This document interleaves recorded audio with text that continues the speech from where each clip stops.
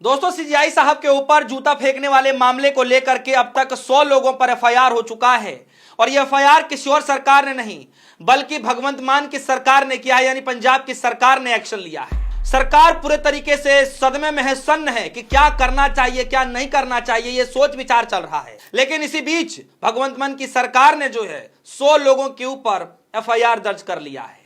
और दोस्तों, मैंने आपको पिछली खबर में बताया कि किस तरीके से उस आरोपी वकील के खिलाफ भी बेंगलुरु के अंदर में एफआईआर दर्ज कर लिया गया है। अब खबर जो है पूरी तरीके से सभी के सामने आ चुका है। मैं आज उस खबर को जिक्र करने वाला हूं कि किन किन धाराओं में जो है आरोपी जो वकील हैं, जो राकेश किशोर नाम के जो वकील है, किन किन धाराओं में जो है एफआईआर किया गया है, किसने एफआईआर कराया है, किस मामले में कराया है, यह सब कुछ मैं आपको बताने जा रहा हूं। लेकिन दोस्तों, उससे पहले मैं आपको बता दूं कि जो काम देश की सरकार को करना चाहिए था, जो काम देश के गृह मंत्री अमित शाह जी को करना चाहिए था, वो काम तमाम प्रदेशों में जो है वो लोग कर रहे हैं। यानी पंजाब की सरकार ने वो काम करके मिसाल पेश कर दिया। वहीं दूसरे तरफ बेंगलुरु के अंदर में किस तरीके से उस आरोपी वकील के ऊपर एफआईआर कर दिया गया है। खबर देखिए, चीफ जस्टिस पर जूता फेंकने वाले वकील पर बेंगलुरु में हुई 0 एफआईआर। लेकिन ये होता क्या है? 0 एफआईआर किया गया है।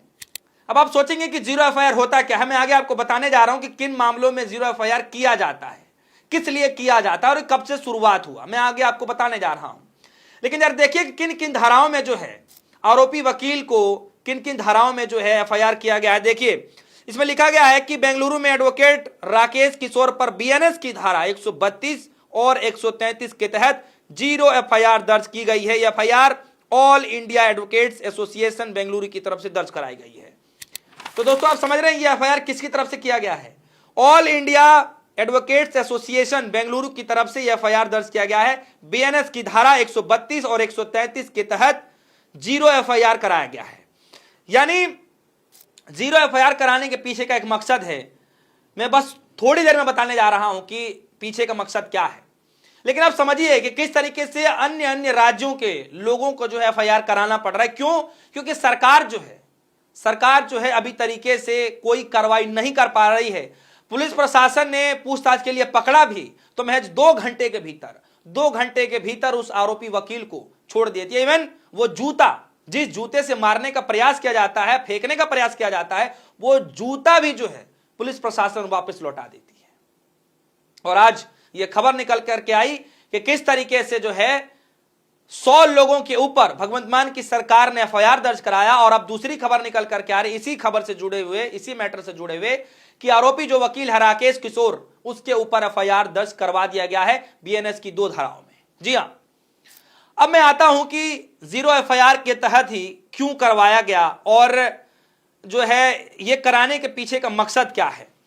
तो मैं आपको बता दूं दोस्तों कि जो 0 एफआईआर होता है, इसके पीछे का मकसद यह होता है कि अगर 0 एफआईआर किसी भी प्रदेश में होता है तो वहां से तुरंत ये मामला ट्रांसफर हो करके जो है उस स्टेट में चला जाता है जिस स्टेट में अंदर ये घटना होती है।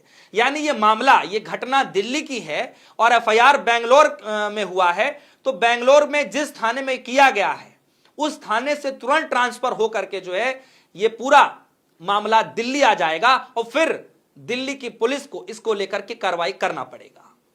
तो इसीलिए 0 एफआईआर के तहत ये एफआईआर वहां पर एसोसिएशन के द्वारा, एडवोकेट के एसोसिएशन के द्वारा ये कराया गया है।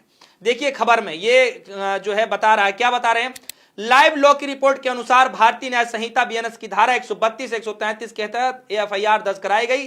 धारा 132 तब लगती है जब किसी व्यक्ति, किसी लोक सेवक जैसे पुलिस अधिकारी हो, कर्मचारी हो, किसी तरीके का सरकारी कर्मचारी हो, पर हमला करने या आपराधिक बल प्रयोग करता है। ऐसे में हमला तब हुआ जब वह व्यक्ति अपने सरकारी कर्तव्यों का निर्वहन कर रहा हो और हमला उसे ऐसे करने से रोकने के इरादे से किया गया हो। ऐसे में आरोप सिद्ध होने पर 2 साल की जेल या जुर्माना या दोनों भी हो सकता है।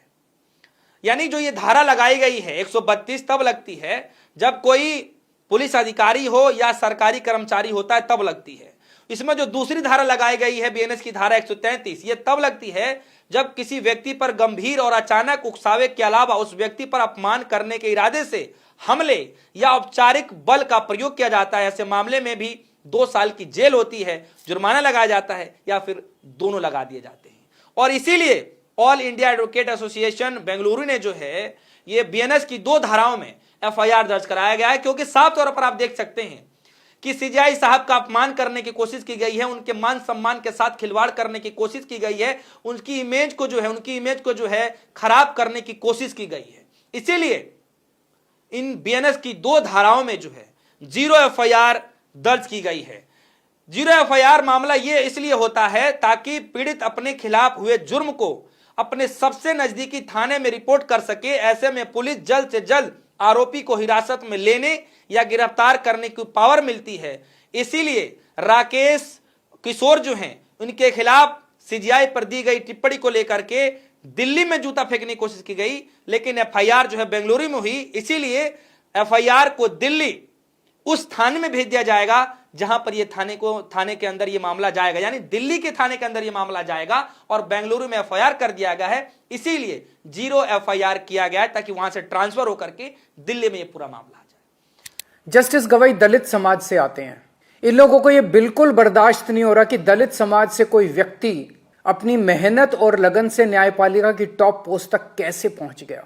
क्या ये इनकी हरकतें दलित समाज को डराने और अपमानित करने की कोशिशें नहीं है? इसके बाद एक आम दलित किससे न्याय की उम्मीद करेगा?